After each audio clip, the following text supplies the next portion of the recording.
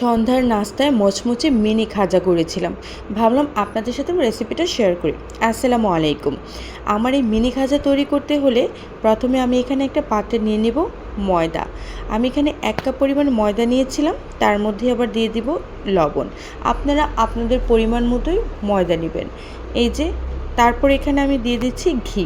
ঘি না থাকলে আপনারা এখানে সাদা তেল দিতে পারেন, তবে ঘি দিলে খুব ভালো একটা ঘ্রাণ হয়, তাই আমি ঘি দিয়েছি। এবার খুব সুন্দর করে ময়দার সাথে ঘিটাকে মিশিয়ে নিব। এবার আমি এখানে নর্মাল পানি দিয়ে দিব। আমরা রুটি বানানোর জন্য ঠিক যেভাবে ডো তৈরি করি একইভাবে এই ডোটা তৈরি করব।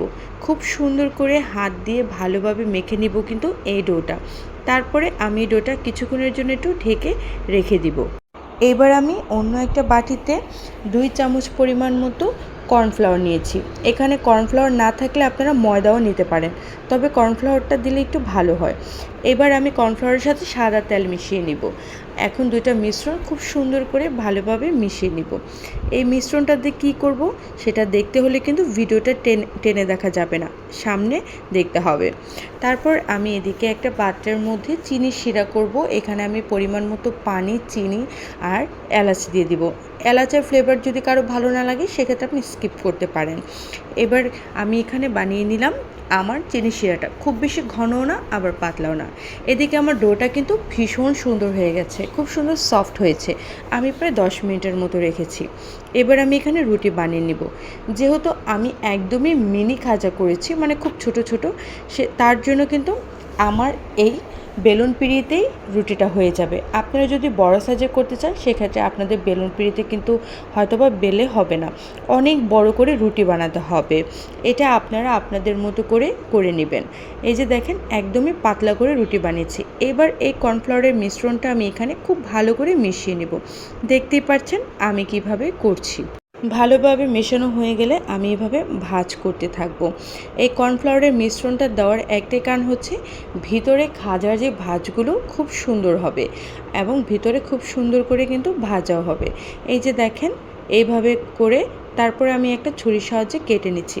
আমি খুব ছোট করে করেছি যেহেতু এটা একদমই ছোট সাইজের খাজা ছিল।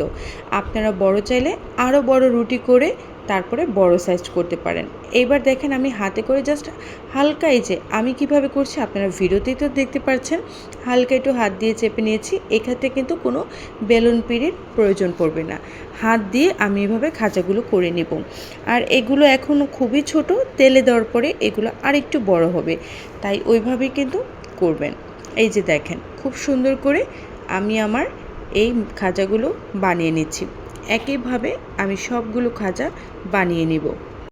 অসাধারণ একটা খাজা, কিন্তু খেতে ভীষণ ভালো লাগে। আর আপনারা এইভাবে খাজা বানিয়ে কিন্তু বেশ অনেক দিন রেখে খেতে পারবেন। এই যে দেখেন খুব সুন্দর করে আমি আমার সবগুলো খাজা বানিয়ে নিয়েছি। এবার আমি খাজাগুলোকে খুব সুন্দর করে কিন্তু তেলে ভেজে নিব। অবশ্যই ডুবো তেলে ভাজতে হবে। এই যে আমি খুব সুন্দর করে একটা পাত্রের মধ্যে সবগুলো খাজা রেখে দিলাম। এবার আমি এগুলোকে ডুবো তেলে ভাজবো। তো এই যে আমার তেল গরম হয়ে গেছে আর তেলের মধ্যে দিয়ে দিলাম। দেখবেন কিছুক্ষণের মধ্যেই কিন্তু খাজাগুলো তেলের উপরে ভেসে আসবে। এতে করেই বুঝতে পারবেন আপনার খাজাটা একদমই পারফেক্ট ছিল। আপনি যে ডোটা বানিয়েছেন সেটা একদমই পারফেক্ট হয়েছে। এই যে দেখেন কি সুন্দর করে ভেসে আসছে।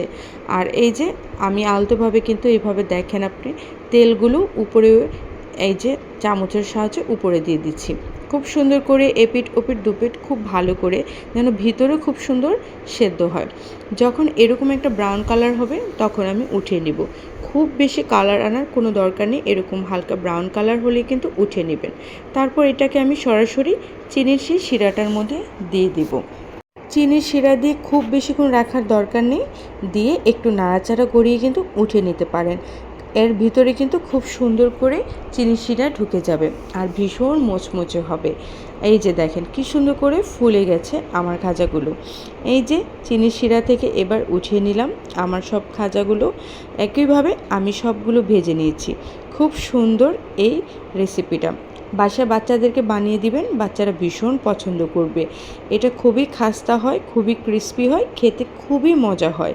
আপনারা এইভাবে বানিয়ে কিন্তু 7-8 দিন মতো সংরক্ষণ করে খেতে পারেন। সন্ধ্যার নাস্তায় বাচ্চাদেরকে এরকম একটা আয়োজন দিতে পারলে তো আর কোনো কথাই নেই। আমার বাচ্চারা ভীষণ খুশি হয়েছে।